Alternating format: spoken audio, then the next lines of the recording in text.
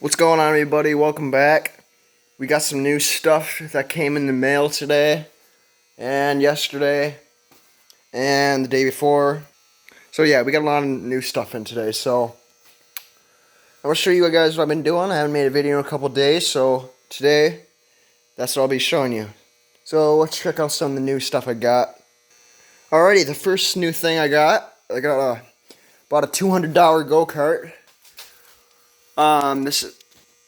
This is a homemade Go Kart. It wasn't really finished. It needs a floor pan, and a brake lever and some brake cables, and a little bit of steering adjustment. This wheel here was straight, and then this one here was towed out. So I got a little bit more adjustment out of that, of the tie rod, but they're all both maxed out. And this guy right here is cracked and bent, so that's got to be cut off and re-welded on. And if you noticed, these got drum brakes, basically the same thing as what the Baja's got. Yeah, all we need is some cables for the brakes, and they'll be good. The tires on it, they all got a lot of tread on it. The dude said none of them hold air, but 3 of them are holding the air. The only one that's not is that guy right there. Another thing to do to this go-kart is this. Yeah. I'm sure many of you guys have seen this steering wheel hub before. This is off a Craftsman riding lawnmower. Right here, the threads here are stripped on, so the dude had the steering wheel on it, this big washer covering it, and it had a nut welded on it, but this thing's not all the way down, so we have a little bit of slop there. So I'm going to try to hammer it down and have my dad weld it for me. Yeah, so other than that, it's actually a really good go-kart. It was built out of 1-inch box tubing for the most part. It could use a little bit more bracing and whatnot, but overall it's a pretty good go-kart. And she's got a lot of potential. So taking a look at the power plant, we have a stock Honda GX160 5.5 horse motor. The governor has been internally removed. We're running the stock linkage setup right now. That wasn't how it came. I don't really think you guys can see it. Oh wait, maybe two. Right here, this little rod here. This was the governor rod that went from the governor below the tank all the way to the throttle linkage, but I cut the throttle with the governor arm, the rod, and I bent it and cut it to length, and took a couple hours fabricating to do that, but I got it just the right length so it opens and closes smoothly, doesn't stick. I got 2 different springs on it. There's really high tension, so there's no way this throttle can stick. So it's a direct linkage now. It's not controlled by the governor anymore, so it's directly from the lever right here to the carburetor, and all I had to do was modify the governor rod without having to order any parts, and I could still run the stock throttle linkage setup, and it would be easier, save me about $20 from buying a ungoverned throttle linkage kit, so keep that in mind. Another thing about this guy is the spark plug. This is the spark plug I put on it. It is it's a racing plug. They're about $6-7 a piece, and the threads on it are about this long. And I'll show you what it had in it. And it's really going to make you cringe. Alrighty, so right here we have a normal spark plug. This ain't a racing one, it's just a normal stock spark plug. And we're going to put the one that came out of it right next to it. And the one on the right is the one that was in it. So literally, it took 2 turns of a ratchet to get the spark plug out. So basically, the spark plug hole was part of the combustion chamber, and the electrode on the spark plug wasn't even down into the cylinder. It was still in the thread holes. So when I started it, it ran good, but it just obviously wasn't running as strong. And it definitely probably had a lot less compression due to that. But after I popped in the racing spark plug, everything was okay. It seemed to run a lot stronger. It just sounded a lot better. It just ran better overall. As far as the drivetrain goes, it had a torque converter on it. I took it off right now because I got some plans for some other toys, and I got plans for this toy, so I just took it off for now. It's a live axle, 2-wheel peel. We got it's a 1-inch axle with a keyed shaft with a 1/4-inch keyway. It's holding everything in place with the lock covers, and we have I believe it is a Go Power Sports 35 chain sprocket. I don't know what the tooth count is right now. And this is the torque converter that was on it. And this is the one that I took off the motor. It's cheap cone one, just like the ones I got on my other one, but they've been doing the job so far just fine. And I haven't really had any problems with them. Everything's been going good. No really major failures except the one bearing failure on the first one I had, but that one's fixed and still going strong. Yeah, so that's a rundown on the Go Kart. All it needs, brake cables, floor pan, brake cable, hook up the throttle cable. I'm probably going to throw a clutch on it for now. And yeah, and that's about it. And this kart's ready to ride. So on to the next thing that we got in the mail. I got 2 of these bad boys in the mail. Some performance air filter kit from OMB Warehouse. I got 2 of them. One I gave them to my dad for his mini bike, and I will tell you guys about those in a minute. And that's the reason why I'm holding the camera so close to this, because right here I got some more stuff. Before I talk about this stuff right here, I'm going to talk about this guy. This is a Tillotson 212 HEMI electric start. It's 10 horsepower motor, stock air filter and exhaust. It's got an on and off switch. You see you got your starter back there, a little charging unit. Got a battery for her. It's got an upgraded valve springs in it so you can rev it higher, and it's basically an improved Predator 212 that's been modded. So it's 10 horse stock without any carburetor work or performance air filter kit or straight pipe or anything like that.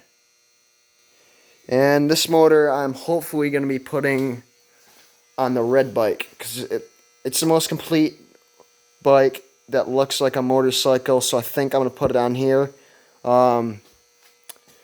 Have a little battery tray be putting right here, and then I'll get an ignition switch and key, and I'll mount key start right on the handlebars so that way I can have a key start bike. But at the same time, I was also considering putting it on the Go Kart, and I got something else that I still haven't showed you. Contemplating put it on. I just don't know what yet. Alright, back to the parts on the table. These parts are for a mini bike kit. They're for an Azusa mini bike kit that I got from OMB Warehouse. I really like OMB. I love Go Power Sports, Monster Scooter parts. They're all good places to get your shit from. Anyway, this is a 10-inch steel wheel mini bike kit. It comes with everything you need to build a mini bike. One thing I'm going to say is it does not come with a motor or fenders, and it does not come with mounts for the fenders, even if you option for them. So when you get the mini bike, the things that you'll have to buy, if you don't select the options, you'll have to buy a motor, you'll have to buy fenders if you want, a chain guard, a kickstand, and I believe a clutch. Everything else is included. You get chain, get your rims and tires, tubes, all your hardware, brake lever, throttle lever, seat, drum brakes, axles, kickstand, foot pegs, clutch, chain. You get everything to build a whole mini bike. I bought the same one for my dad too, except he's got the 10-inch wheel kit and I got the 5-inch, so his tires and rims are going to be a lot bigger than mine, so he's going to have a lot more speed. But with these little tires, I'm going to have a lot more torque, so it's going to be good for putting around the yard and light off-roading. These aren't mini bikes that I would really beat the shit out of. They're smaller frames, but they're nice mini bikes for what they are. They're a kit. You can get them pretty cheap, and it's a nice way to get into riding mini bikes and hot rodding and learning about motors and working on shit. This is mine right here. This is one I painted yellow. I used spray paint for it, just Rust-Oleum yellow. I got a couple spots here and there that aren't the best on it, but you know, a couple little air bubble holes and cracks in the paint from the primer, but I'm not going to stress about it. I got it painted, so it came bare metal, so I don't want it to rust, so it's good enough right now. I still missed a little spot right here. The bike was hanging upside down, so I really didn't have a good angle to get it, so I will have to take care of that. I gotta let it sit for a couple days so I have to paint harden, so when I paint it, it don't immediately wrinkle, so that'll be taken care of. I'm doing a black and yellow paint scheme on it. Right here, the bushings for the wheels getting painted. Those are going to be painted black. And right here, hanging up, I got the forks. Painted those bad boys black. So yeah, it comes with everything you need to build a mini bike. I bought a Predator 212 for my dad. It hasn't came in yet, but he's going to get that soon for it. And then he'll have a motor for his and everything he needs to get this bitch riding. Another thing that came in the mail was this stock muffler. It's always good to have them. If I ever go to like state trails, I need the spark arrestor muffler, and it's always good if you're riding at night or early in the morning. I usually slap it on there so I don't piss the neighbors off. Another thing that I've been doing lately is I had an oil leak on the red bike, so I had to take apart the side cover because I thought something happened inside the motor, so I took the side cover apart on her. Then I put it all back together, and I noticed there was a leaks, and I didn't know where it was coming from. But what I did know is the gasket came off in one piece, except it kind of ripped at the top up here, but it hasn't been leaking. But it was leaking on the back corner of the motor down there, and I couldn't figure out what it was. So part of the stuff that I got in the mail was these Honda gaskets. The side cover gaskets. They were about 16 bucks a piece. I bought it so I can put a new side cover gasket because that's what I thought was leaking. But it turns out it wasn't. So what actually happened was the rear dipstick was loose. Of all things, that was loose. So that's the reason the bike was losing oil. So tightened it, and everything was good. It hasn't leaked since. But I didn't realize that after I was taking the motor off the Go Kart to put on this bike, because cruise night where I live is just in a couple days, so I wanted to have all of them ready, most of them if I can, so I wanted to take that motor off. So I had this motor off and this motor off, and I had all my performance parts and torque converter bolted on this motor when I realized the dipstick was loose.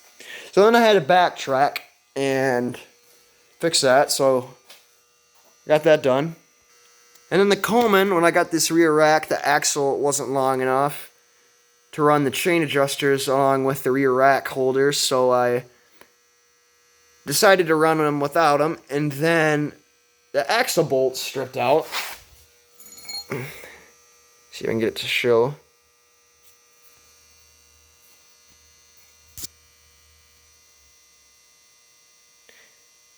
Anyway, right at the very end of the fret threads, they're stripped, and the nut just pulls like right off it. You can't tighten it, even though it looks like there's some threads there.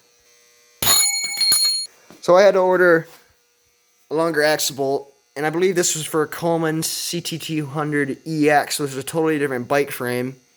This is about 1.5 inches longer, so I had to take an old bushing that I found, cut it in half, flatten it with the bench grinder one side, and space it out on the outside.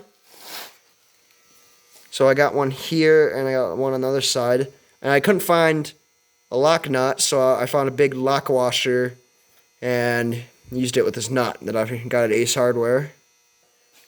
Then we got this guy over here, which has 2 stripped bolt holes in the side of the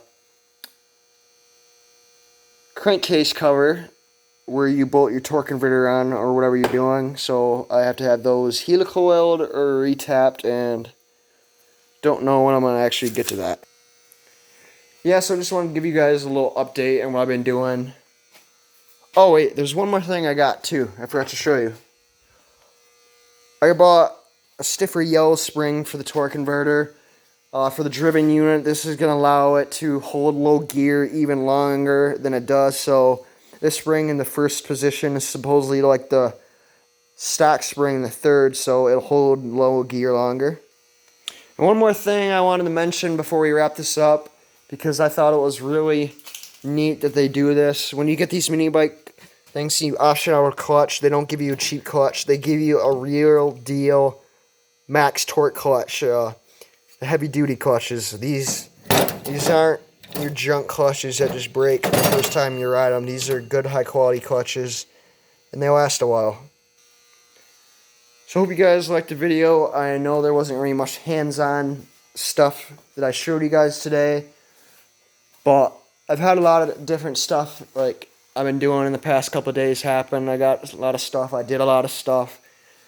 Got a lot of stuff I'm working on, so I figured I would make a little video and show you guys that and give you an update. So if you like this video, please give it a like, comment, and subscribe, and we'll see you in the next one.